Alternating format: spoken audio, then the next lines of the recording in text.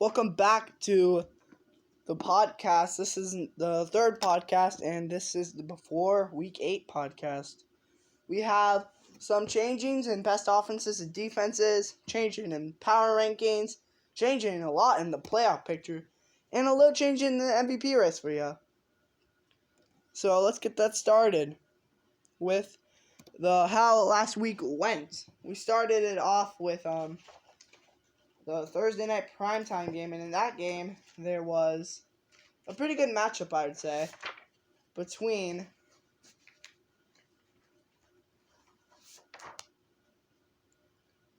the Businessmen at the Musicians, the game that went into overtime for our first primetime overtime, and that was the Musicians pulling out a devastating win from the Owen Castles catch in overtime, and getting the touchdown on their first drive after the Businessmen had a nice change-up,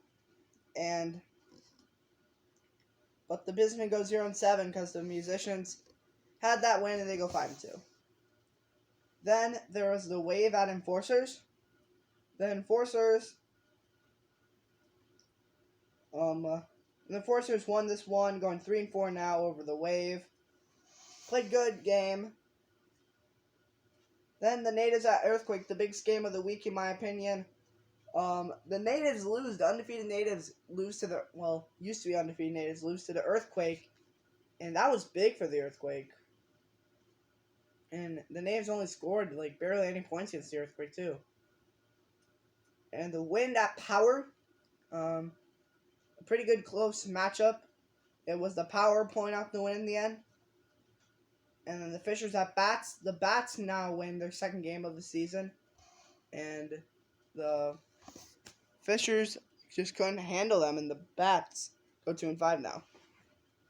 Then the Gila Monsters at the Pirates for that Monday night primetime matchup, and the Gila Monsters destroyed the Pirates, putting them to the ground. I think that's the biggest lead I've ever seen in the league so far.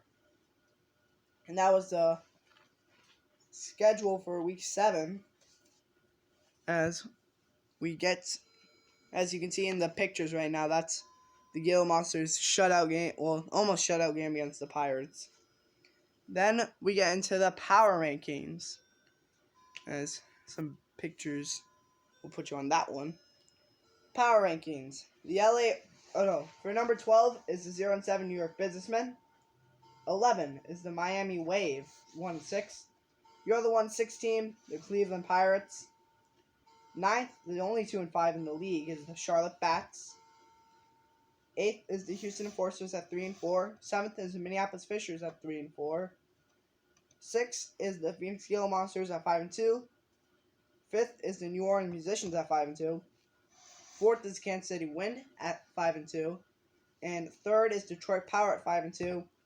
2nd, Seattle Natives at 6-1. And 1st, LA Earthquake get the first spot now in the power rankings for the first time ever.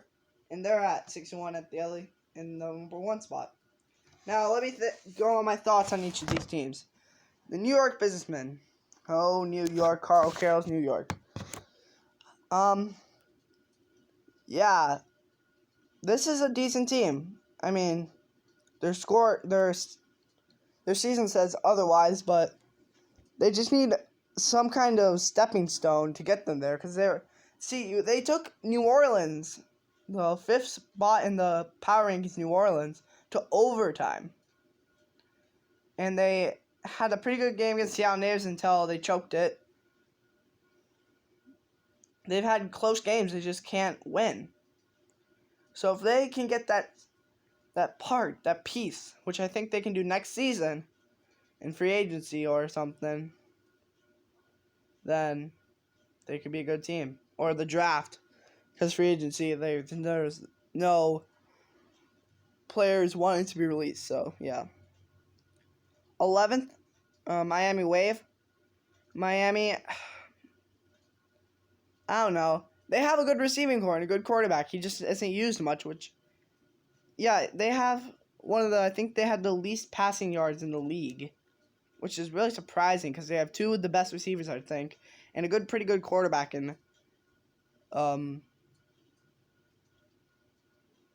They have a pretty good quarterback. Oh yeah, Warren Jones. But they use Francis Ox way too much, and he does not get it done. So use Warren Jones more, then give him more opportunities, and they have a really good defense. It's the best in the league. So I'd say just give Warren Jones more opportunities, and this team could be playing better. It's a tight competition in the East, so we'll see what happens there. 10th, Cleveland Pirates. Okay, so Cleveland has some proving of work to do after getting creamed by the Phoenix Gila Monsters after they were on a 2-losing streak. And they lost at home, too. And that's something you do not look forward to. I'd say this team is pretty good with Ted Evans. And Danny Rodriguez is okay, but the receiver core could be a lot better. So I'd say their offense isn't that good. Well, let's just be honest here. Their offense is not good. So I'd just give it to Ted Evans, give Rodriguez a few chances. I don't know what to do with that offense, but the defense is pretty okay. They have good defensive tackle in Dwight Edwards. Pretty good linebackers. Not that good of secondary. This is just a team that could be better built next season. I don't know what to do for them. But 9th, the Charlotte Bats. Now they take the spot in the East for the playoff picture. They played good football against Minneapolis last week. And if they can keep that, this definitely I could see being a playoff team, which they are right now. But I feel like they're a deserved playoff team if they kept playing like that a little bit. Josh Jamerson had a pretty good game, and he didn't have pressure because Joey Adams, he had his pretty first big game, as you can see right here. And the defense stepped up, which is good, which they want to see, because it's not that bad of a defense. Well, it's not really great, but it's not terrible. So the defense stepped up, and then I think Scotty Huber thrown 4 interceptions in that game too. So the corners, the secondary, the linebackers doing what they need to do. And so I think he went down a couple times too. So the defense just doing their job. And I think, I said it from the beginning, Joey Adams needs to get more involved. And that's what they did in this game, and it worked out. And I think if they keep using a run-based offense and the defense keeps balling out, this could be a really dangerous team in the playoffs. Yeah, I'm saying Charlotte Bats could be dangerous. I might be wrong about that. 8th, the Houston Enforcers. Houston, very good team on defense. Room to work on offense. They played pretty good last week, I'd say. Wait, I can't remember. Who did Houston play this week? It's been a while since I've recorded one of these. So, Houston played they played good football. Defense doing very good as they usually do. Carl White played good. Not much to say on Houston. Let's go to 7th. Minneapolis coming off their loss. Scotty Huber threw way too many picks, had way too many chances in the first place. They should have said, okay, Huber isn't working out, let's use Ronaldo Hoskins. Because this team's pretty well balanced on offense. They had second best offense last week. And we'll get into what they have this week. I should start doing these after, but oh well.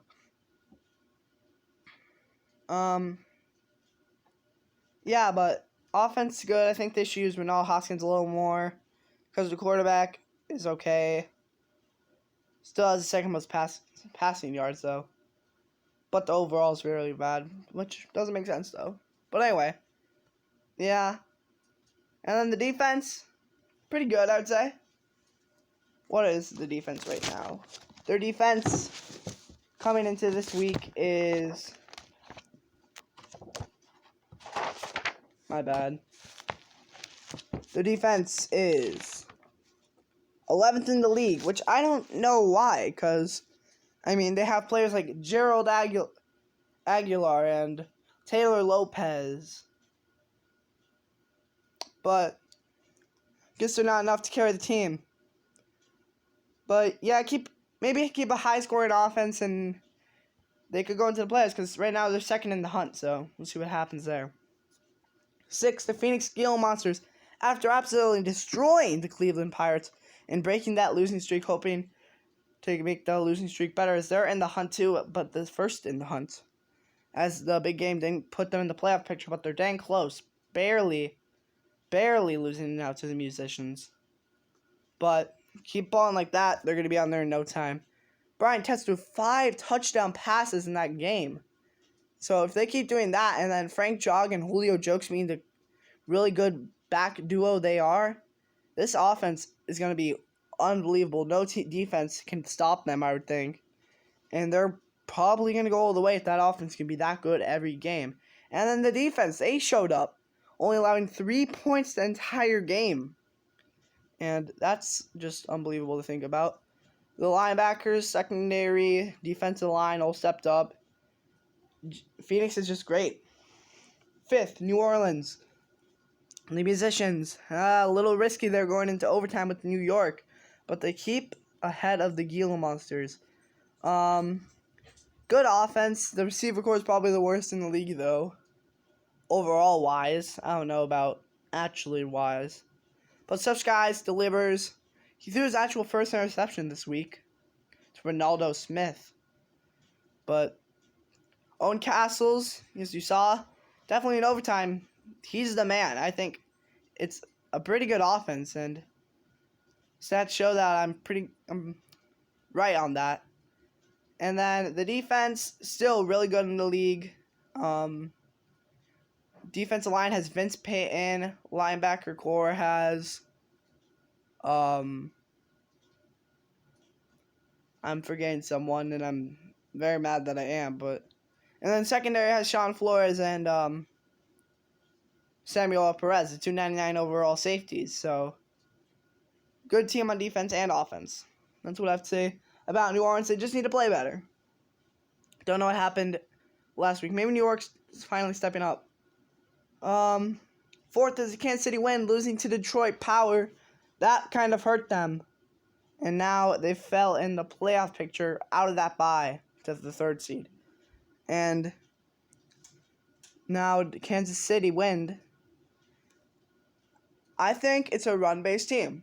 Yes, they do have a receiver like Eric Fitzgerald and Hank Whoop. Wait, no, that's Phoenix. They have receivers like Eric Fitzgerald. But if you look at their back, Willie Rogers, he was climbing the MVP race, but he hasn't been doing that for a while, but he was climbing the MVP race. So if he keeps doing that, if he gets back to that streak, which I don't know why they stopped it in Detroit's game, maybe Detroit shut him down, but this is a good back. Just keep the run offense. And the defense, you have William Torres. And then the defense behind him, Andy Sandoval, he could step up, as you saw in that one game. Andy Sandoval had a good one because William Torres wasn't providing that much. So, yeah, they just need to step it up. Detroit, they've been climbing these power rankings slowly but surely. They have. And now they're in 3rd now. Sean Richardson, Taylor Little, whoever you give the ball to, Sean Richardson gets touchdowns. And Taylor Little, you saw this week, also does. He got his 10th rushing touchdown of the season only in week 7. Unbelievable. So, yeah, the offense is on. It's really good. And then the defense is 2nd in the league now after this week. Unbelievable. 2nd in the league. And, yeah, so good defense, good offense, great team. Just keep doing what you're doing, Detroit. 2nd, Seattle Nibs. They lost to the LA Earthquake this week. That's gotta hurt. But they lost the division game, and they lost their 1st seed now. And they couldn't score, which they're really good at. Kermit Poe, Colin Yu. I think this is just a bounce back, not to bounce back from. It's a great team. They just need to bounce back. And number 1, the LA Earthquake. What a squad. The pass game doesn't even need to be that good. It kind of is sometimes, but Ross Williams can carry an offense on his back pretty much. And then the defense, it's just the defense. You got Roland Lemus, the sack leader. You got people like Esteban Andrade, Ahmed Littlefield, and then what's the 299 overall corners. It's just amazing secondary, amazing defense, and Ross Williams, and a pretty decent offense. And yeah, that's the power rankings playoff picture. Relocation status, still New York businessmen in the hunt. No, let's do the playoff picture. First seed with the bye, LA Earthquake 6-1, and the second seed Detroit Power 5-2.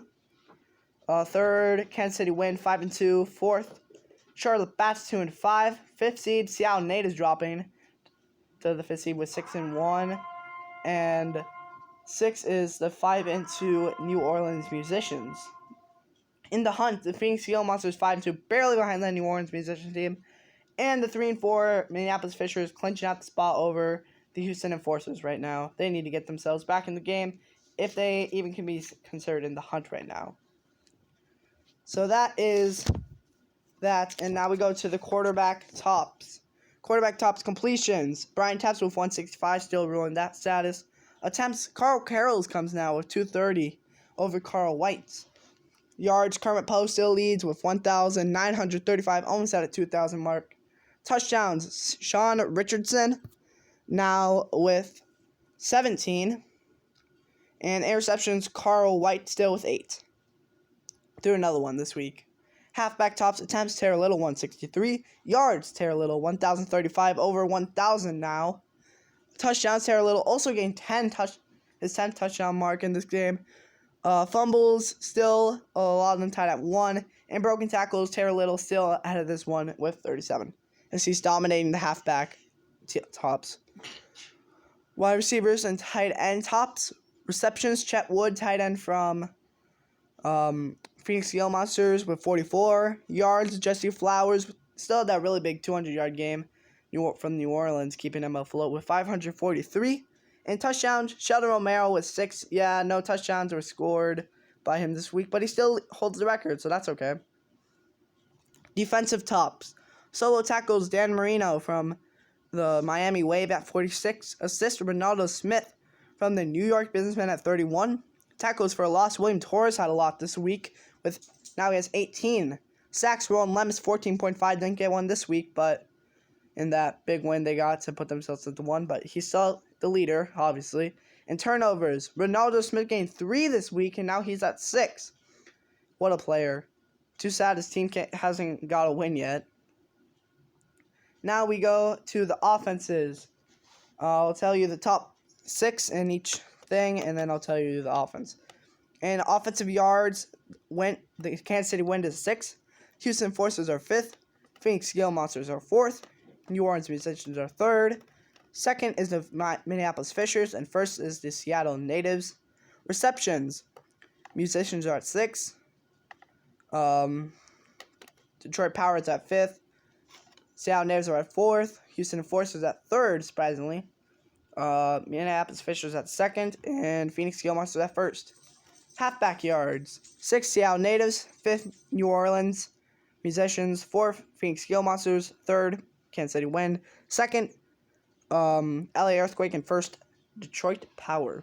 And the best O-lines, the 6th best O-line, New Orleans Musicians, 5th best O-line, Detroit Power, 4th best O-line, Miami Wave, 3rd best O-line, Gale Monsters from Phoenix, second best O-line, Seattle Natives, and the first best O-line, surprisingly, it is the LA Earthquake.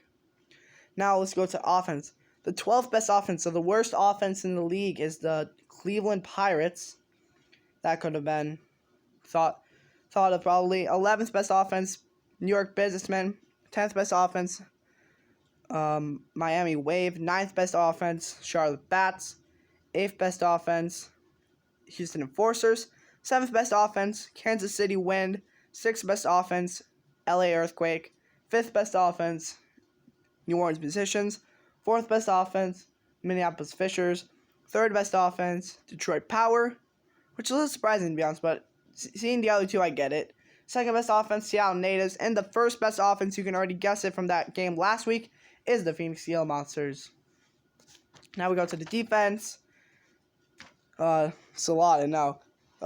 Solo tackles, the top 6, Phoenix Gale Monsters, 5th, Charlotte Bats, 4th, Detroit Power, 3rd, Seattle Natives, 2nd, New York Businessmen, and 1st, Miami Wave. Sacks, 6th best team gained to the quarterback is the Miami Wave, 5th best, Kansas City Wind, 4th best, Phoenix Gale Monsters, 3rd best, New Orleans Musicians. Second best, Houston Enforcers. No, that's the LA Earthquake. And first best is the Houston Enforcers. My bad. Those first two, the first two make sense. The third one, a little surprising. Fourth one, a little surprising. Fifth one, a little surprising. And sixth one's kind of surprising. I would have thought there would have been some other teams like the Businessmen game more sex, but that makes sense, I guess. Turnovers. Sixth best, Phoenix Gila Monsters. Fifth best, LA Earthquake. Fourth, Charlotte Bats. Third, New York Businessmen, which kind of surprised me, especially for Ronaldo Smith. Second best, Miami Wave. And first best, Detroit Power. And now we go into actual defense. Its worst defense in the league also has the worst offense. It is the Cleveland Pirates. I still think this is going to be the worst team in the league at the end of the year because I think New York will get a win or two. And I don't think the Pirates are going to get another win this season. I think they just got lucky at Miami, to be honest. 11th best offense is the Minneapolis Fishers, which is a little surprising. 10th best offense, Musicians, which is pretty surprising too, to be honest. 9th best defense. Oh, this is defense, my bad. 9th best defense, Kansas City Wind. 8th best defense, Seattle Natives. 7th best defense, Charlotte Bats. 6th best defense, Houston Enforcers, which is surprising as well. 5th best offense, defense, my bad. 5th best defense, Phoenix Gila Monsters. 4th best defense, New York Businessmen. Yes, they fall a little bit, which is surprising after that game they had. 3rd best defense, LA Earthquake. 2nd best defense, Detroit Power. And the 1st best defense still stays in the Miami Wave, which is still just shocks me. I don't know what they're doing. Guess it's their turnovers they get, their decent sacks, and good solo tackles, which keeps them there. So that is offense and defense. Yes, I talked a lot during that, but that is how that went. And now we go into the news for the league. Our first topic here is the New York Businessmen quarterback situation. So, and you saw in the overtime game against New Orleans, Carl Carroll's got injured on one of the plays, and Henry Gurnett, the backup, had to start in. But you saw Carl Carroll's return. But there was a problem.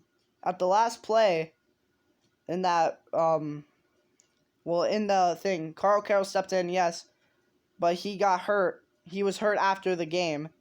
So Henry Gurnett is stepping in for Carl Carroll this week. I don't know if it's going to be after this week or not, but Henry Gurnett is the quarterback now for the New York Businessmen. So we'll see how that works. And I'm kind of excited about this because with Carl Carroll, the Businessmen were 0-7 because sometimes he couldn't get done. Or I'm not just going to blame Carl Carroll because that offense has problems, as your quarterback can't take you to the 11th best offense. It's just won't happen. The running game isn't that good either, and the receivers are pretty good, though. Mediocre. They don't have that star, you know? So, yeah, Henry Gurnett, I'm excited to see this guy do something. See, on his first throw, it was a completion for a touchdown. So this guy is a backup, but I'm excited to see him work. And maybe get this Businessman team their first win, as their game this week is against a pretty hard team to get a win against. Oh, no, wait. Oh, no, it's actually going to be a divisional game. It's the Charlotte Bats at the New York Businessmen. So they can take... This is the Charlotte Bats coming off a win, and they're the division leaders right now. So this is a big game for the Businessmen. And it's not against the best opponent, but they're looking to be a good opponent. So we'll see what the Businessmen do. This is an exciting game. One of my games of the week. It's got to be. So, yeah, Henry Gurnett, that's the quarterback situation there.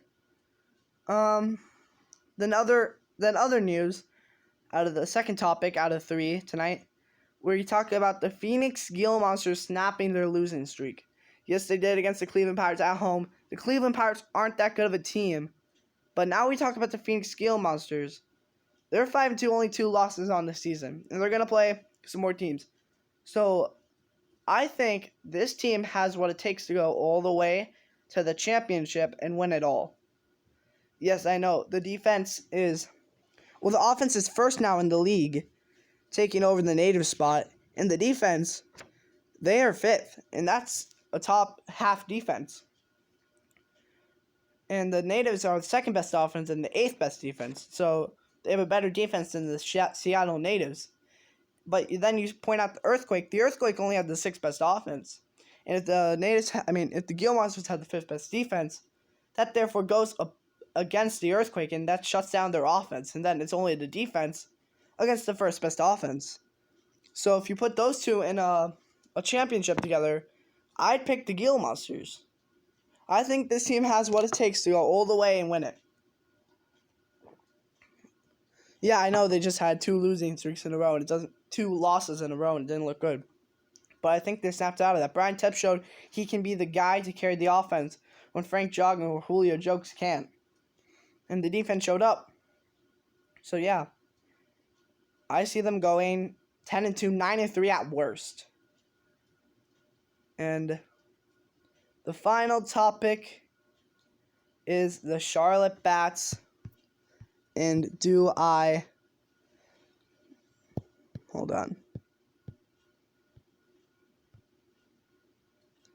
Yeah, Charlotte Bats. And predicting their record. So Charlotte Bats, they win against the Minneapolis Fishers. Oh, it's who I think is going to win the East. That was the actual question. Who do I think will win the East? I'm already taking out the Miami Wave. I don't think they have what it takes. Unless I see a big change, then I might change it up. But it all has to do with that Henry Gurnett situation, to be honest. Because if Henry Gurnett shows up, they might keep him in the whole season if he gets this win. Even if Carl Carroll's gets better from injury. So, yeah, it all depends on that, I think. And Gurnett could be the guy of the future, unless they go for someone in the draft. But if Gurnett wins this game, I'm going to say New York Businessmen take the division of the East. But if the Charlotte Bats win the game, I say they go, because I don't think the Businessmen would go 4-8 at best if they won all 4 games after that. No, 3-9 at best if they won all 3 games after that. And the Bats would already be at 3-5, so, and they already beat them in a game, so that would just mean they win in general. So this is the actual pretty big seasonal game for the Businessmen. Because if the Bats win this, that's pretty much their season over. So actually, this is the game of the week. I would put that as the game of the week. Because it is the biggest one. Yeah, so it all has to go with that game, I guess. But I'm going to go with saying, just because it's so much of a long shot and they should have, their season just, it's too late to turn it around. So I'm going to go Charlotte Bats winning the East. And that's my prediction. Because the Miami Wave is pretty much, yeah, no, I don't see them winning. They're 1-6, but they lost to the Cleveland Pirates. Come on. The 12th, the worst offense in the league and the worst defense in the league, and they lost. And it wasn't even close.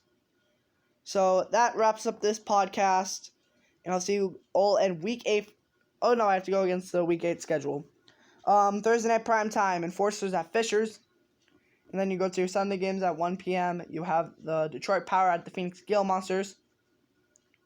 Your other Sunday 1 p.m. game, Musicians at Wave. Then 4:15, you have the Cleveland Pirates at Seattle Natives. See if they can get a comeback here at Seattle after both teams had a devastating loss. Then your other 4:15 game, Charlotte Bats at New York Businessmen.